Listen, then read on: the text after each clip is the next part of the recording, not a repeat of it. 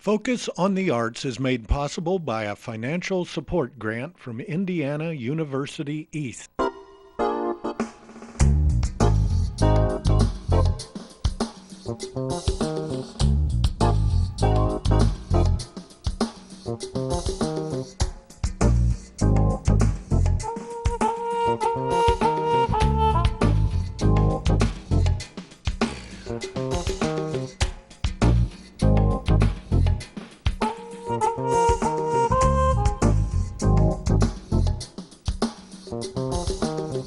Hi, I'm Rogan. Welcome to Focus on the Arts.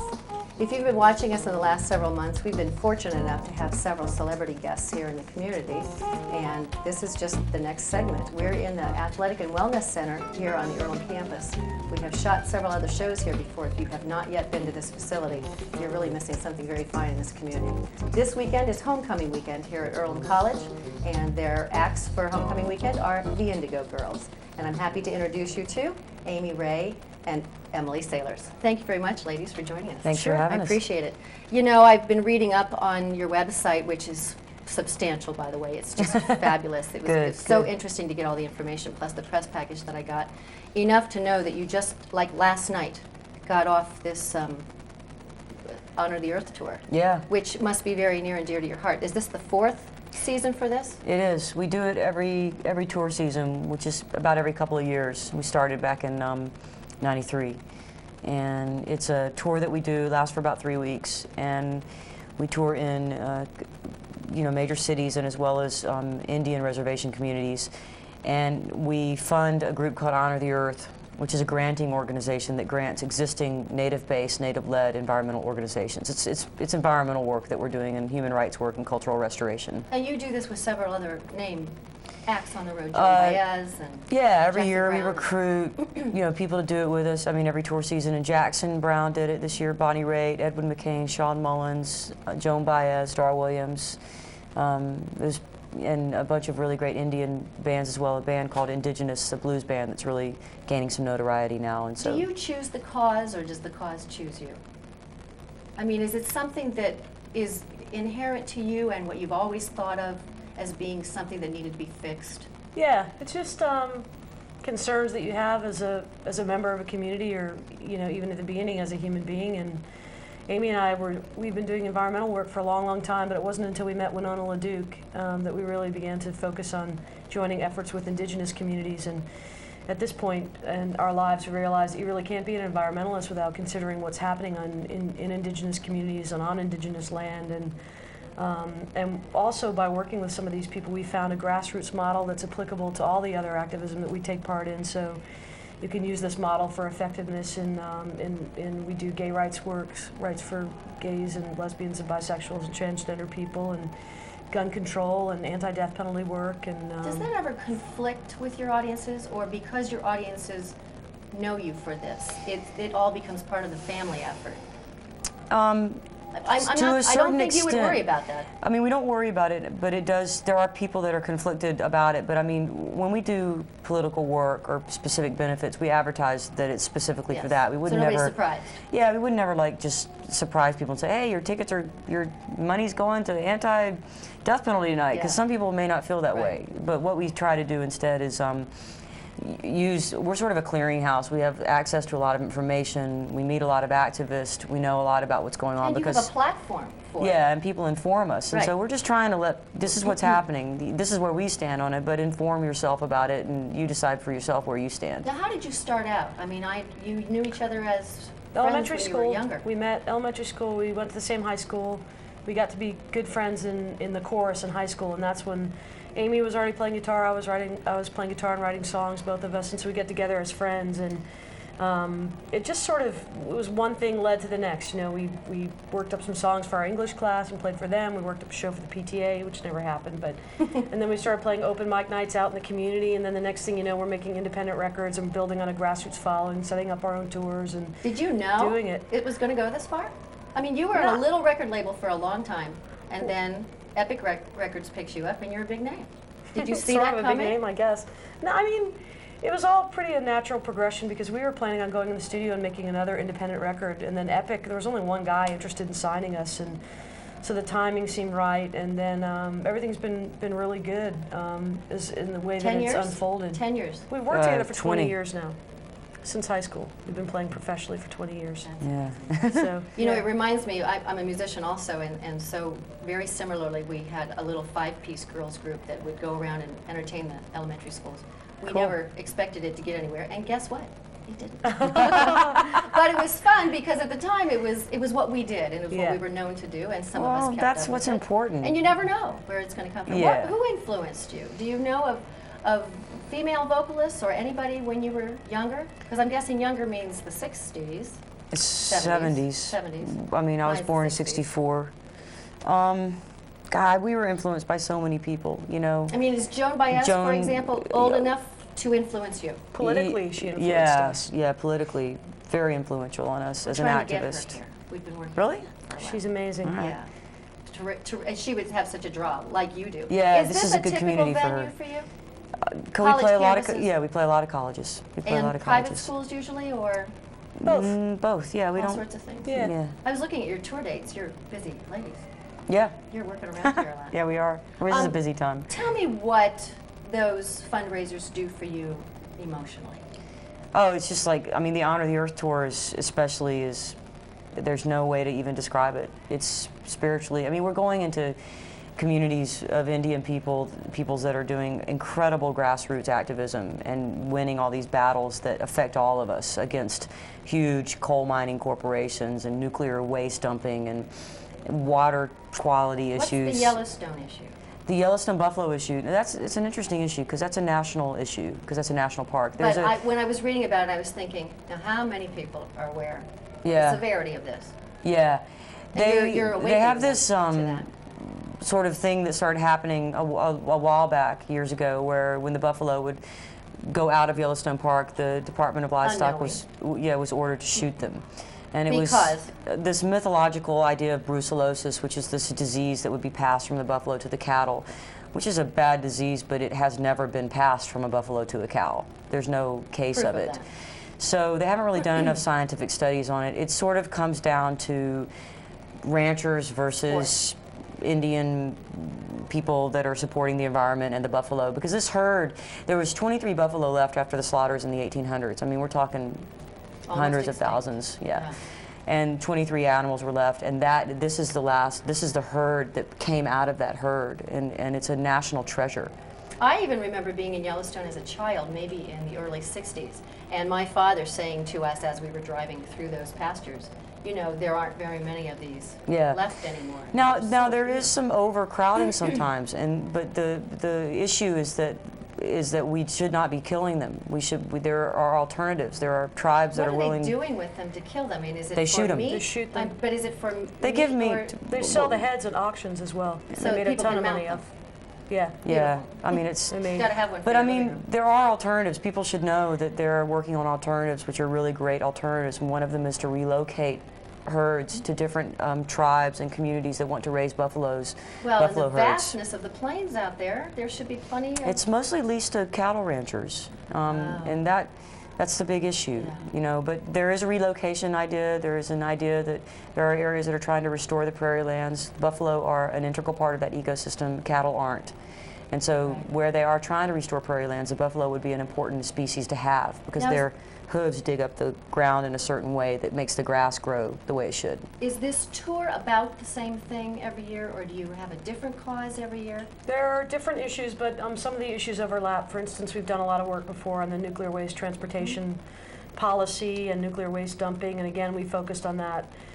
In the past tours, we haven't had the Yellowstone buffalo as the national focus, but we worked on the Yellowstone buffalo issues, and we've always worked on uranium mining issues and coal mining and gold mining and so on. So there's a lot of, it's all the same thing. It's encroachment upon these homelands and indigenous peoples by huge corporations, and a lot of times these grassroots groups are working on shoestring budgets, if anything, if any money at all, and they need to be they need their voices heard Well, more. they need recognition. I mean, until Well, I was yeah. reading your website, I was thinking, nuclear waste goes where?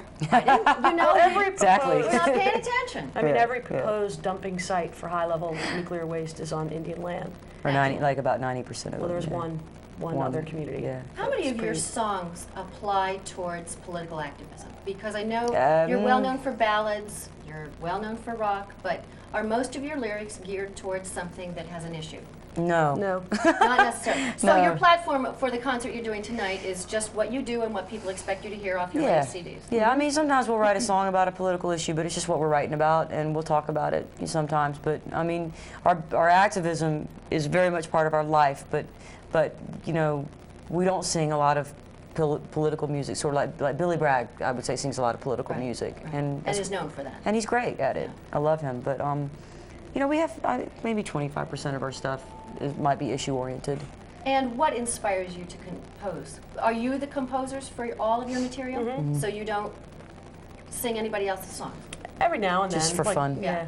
Well, I just interviewed Charlie Daniels, for example, last weekend, and I didn't know who did what. He started singing Marshall Tucker and the Allman Brothers, and I think, we didn't know you did that. You know, it was kind of a mixture of things. And then, of course, it finally came down to Charlie doing fiddling, and he does. But the inspiration that you have, I noticed the questions that were on the website that were addressed to you mentioned that sometimes the songs directly apply to you.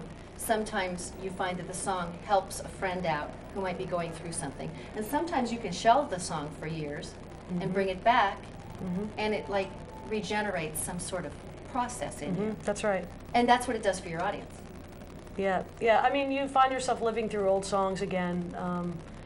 Just recently, I wrote a new song, and I was thinking, oh, it's probably not that good a song. And so then I started a new song today, some new lyrics, and I incorporated some lyrics from that new song into this song. And then you go through, you may write a song, and Amy wrote the song Go that was on our last record, Come On Now Social.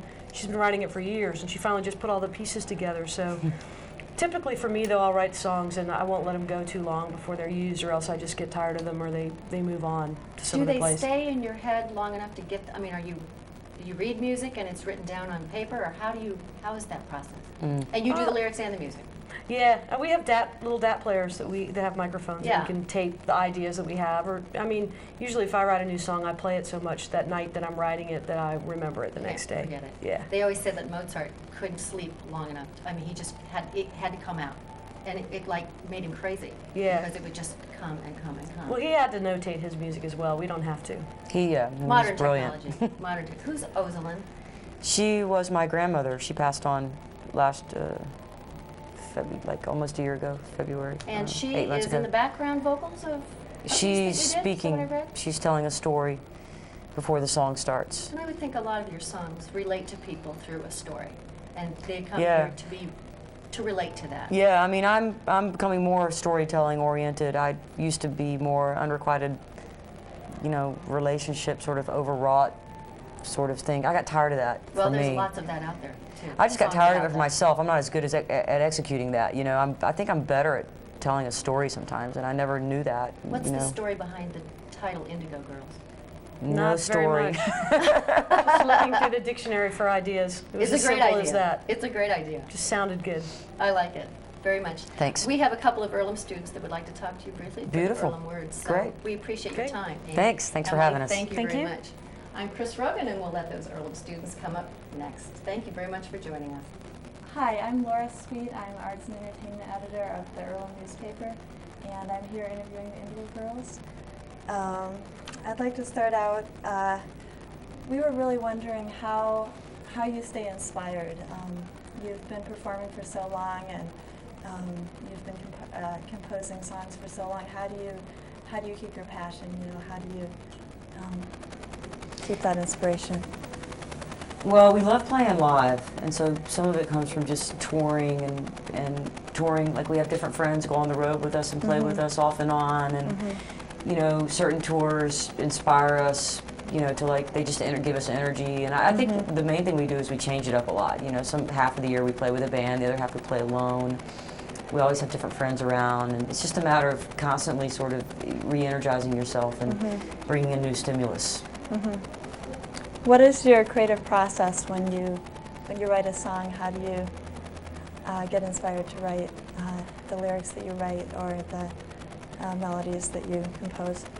Well, I guess we're always thinking about things. And when I sit down to write, which is typically on guitar, I'll find a chord progression and then at the same time, some subject of what I've been thinking about sort of comes down and they start to join, and I just start singing out words, usually off the top of my head. And then decide if the music is taking me where it needs to go, and sort of adapt them to each other to capture as best what you're trying to capture. And sometimes you just write down lyrics and try to work the chords to them later, and you do a lot of editing and so on. So, but pretty much happens at the same time. I know you do a lot of touring, and how do you balance this touring with like other aspects of your life? How do you balance music and other things? Well, we tour, we have sort of have parameters. You know, ever since we started, we had this idea that we would never really go on the road for, you know, 6 months straight without not coming home. So what we do is we go out for about 3 weeks or 4 weeks, and then we go home for a week to 10 days. And we constantly do that. And then we take breaks during like holiday times. That's kind of what we do. I mean, we tour a lot. Do you get burnout, or do you? Towards the end, usually Yeah. we start getting burnt out. We quit about the time we're getting burnt out. We have it down pretty well, so we've been doing it for so long that we kind of know what our limits are. So. Can you talk about some exciting musical experiences that you've had on tours, like exciting people that you've gotten to play with, or just? There's been a lot of that. Yeah. I'm gonna reel off some things real quick. I mean, just most recently, we just finished our On the Earth tour last night, and at the beginning of the tour, we had Bonnie Raitt and Joan Baez with us, and so we got to sing some songs, the four of us together in harmony with those women, and Jackson Browne was on the last week or so of shows, and got to sing an old song of his that Amy and I used to actually cover, a song called "Rock Me on the Water," and you know, back in our bar days, and then we got to sing it with him, which is quite a thrill. And we've gotten to open for the Grateful Dead. We have played a show with Patti Smith, which was pretty awesome. And we just, you know, we're inspired. Like we have Michelle Malone here with us tonight on your campus. We've known Michelle for years and done a lot of musical work with her, and we're all friends. And so it's not just people who are well known, but it's also our community really inspires us. And even though we were sad about the end of the last tour, we were thinking, oh, we get to see Michelle tonight and play, so she energizes us in that way. And I mean, we've got to do so many things. It's amazing. Lilith Fair was a wonderful experience. We did a tour called Suffragette Sessions, tour where we got a bunch of different women from different musical genres, and we all learned a few of each other's songs and put a show on every night. So we became like a band, like an entity with members moving in and out, and we traveled on one bus together and played rock clubs. And so, I mean, we've had countless amazing experiences. Okay, so you really draw on other people for inspiration. No doubt. Yeah, Definitely. it's a big part of us. Yeah. Can you, one question we came up with is, can you talk about an embarrassing thing that's happened to you on stage? It's been a long time. Oh, I mean, yeah. Sometimes you trip, you know. Knock your teeth in a microphone. Yeah, there's a million things happen all the time. You get embarrassed. Sometimes people don't notice, but I think knocking your face into the microphone is the main one. Yeah, because you're closing your eyes and you hit it, and you're like, whoa, you know. So that kind of stuff happens. Have you had the audience laugh, and I mean, did they notice, or? We haven't really done anything that made the audience laugh that much lately. We try to be cool when we knock our face into the microphone. Well, I guess I don't really have any more questions, so thanks a lot for this interview. Thank you. It's been really great talking to you. Thanks. Appreciate it. Thank you. My name's Leah Robshaw, and I write for the Earlham Word. I do the Artist of the Week column. Great. Okay, well, one thing that I've always admired about your work is how you intentionally make connections with issues and political issues, and especially your engagement with the Native American community in the United States. I know you talked with Winona LaDuke, and that was one of the reasons that inspired you to get involved, but how else have you engaged with that community, and how is your role as an ally or as a musician who has a wide public audience influenced your relationship with that community? Well, Winona was really our introduction to them. I mean, when I met Winona, we were doing environmental activist work, but in a different sector, and it was just like we should be working together, because this is we can't really be doing effective environmental work unless we're including the indigenous people and activists in the dialogue. And so in the beginning, you know, we were we stood back a lot and just sort of watched what was going on and kind of took their lead and tried to learn a lot from them. And you know, you just have to be patient, you know, when you're working with communities that you're not from, and learn how to listen. And so it's really been good for us, because when we started, we were like, I mean, we're not like blindly just following people, but we know the issues very well, and we know what needs to be achieved, but they have a process that's very effective, and it has been, and they've won a lot of battles, and so we're students of that process. And so in the beginning, it was just like a lot of listening and learning and constantly just having to be aware, and we were very much outsiders, I would say, but appreciated. And I think also being gay women, you know, there were some communities, this was 7 years ago, where there was not as much visibility about that, and we had to deal with those issues as well. It's been really cool, because all the issues, you deal with all the issues, you know, when you're working with communities. And over time, we've become very familiar with certain activists, very at home in certain communities that we go back to a lot, and very comfortable, and really see it as our family. And we've been accepted as gay women very open-heartedly, and you know, and that took some evolution, I think, and we were just patient about it. And so now it's like we still take their lead, because it is Native-based and Native-run, but we fund them through the grant work that we do, but we are just included more, you know, just we're not. And I think anybody who wants to learn about Indian work and Indian communities and get, I mean, it's in the United States, it's in all the Americas, it's like here in our backyard, and like you can, we shouldn't be strangers, you know, but we also should not exploit each other, you know, them, and we should not co-opt things. But I think there's a way to learn and witness and go and help and do it the right way. So that's a long-winded answer, I'm sorry. Oh, no, that's great. I mean, this is kind of stuff that, as students at Earlham and the people I know who listen to your music, that's one of the things that we really appreciate, is the intentional way that you try to make connections across all sorts of different issues. And yeah, so another question that I have kind of related to that is, what do you see as the relationship between politics and music, or music and politics, whichever, they're kind of interchanged, and yeah. Well, I mean, we don't feel like every musician has to be, you know, a politico. I mean, it's an individual choice, and our paths are different, and you meet people who affect your life in the way that Winona did for us at a certain point in our lives, and other people have different experiences. And I mean, the main thing is that just to be true and to follow your path of consciousness. And you know, obviously, there's a lot of work that needs to be done in the world, and Amy and I would love to see more musicians involved in benefits, or like we called a ton of people up to help us with Honor the Earth, and mostly everybody said no, you know.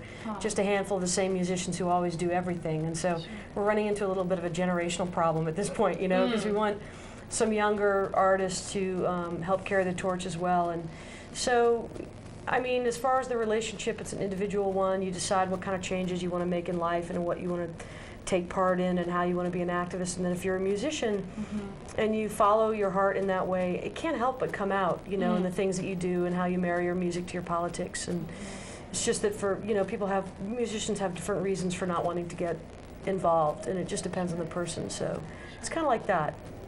I'll let you guys go, because I know you probably need to prepare. We're really excited to have you all here for this concert tonight. And in a few minutes, Indigo Girls will be on this stage playing for you guys. Enjoy the show.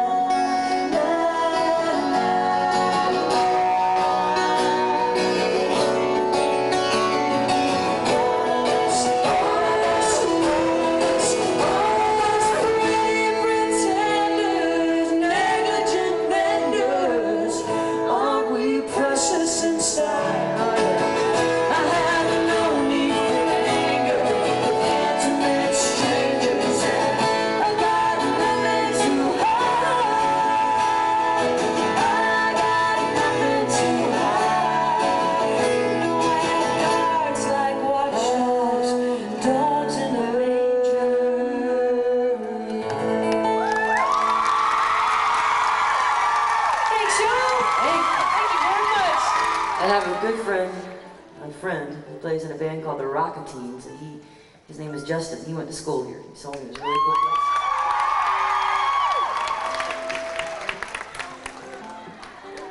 It's a great band too. You know, it's a punk band, the Rocketines. Y'all should check them out.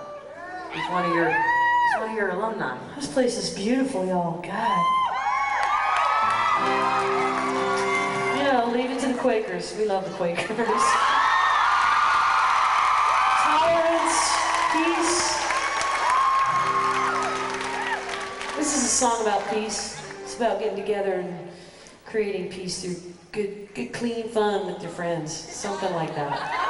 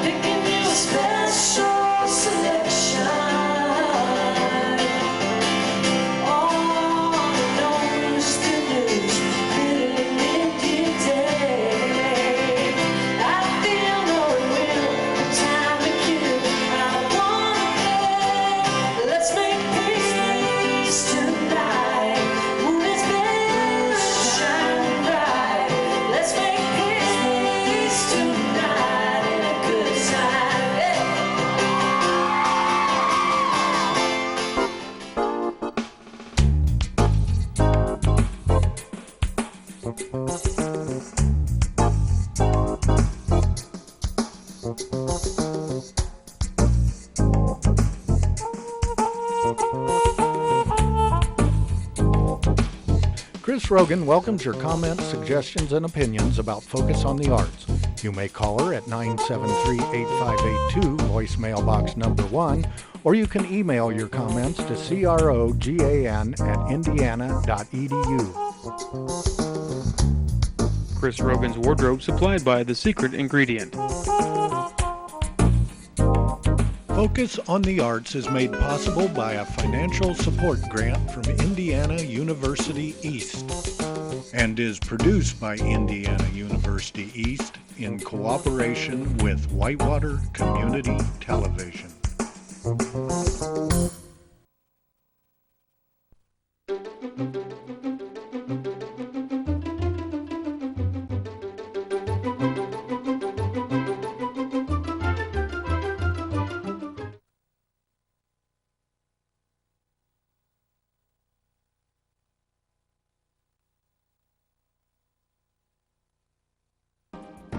You are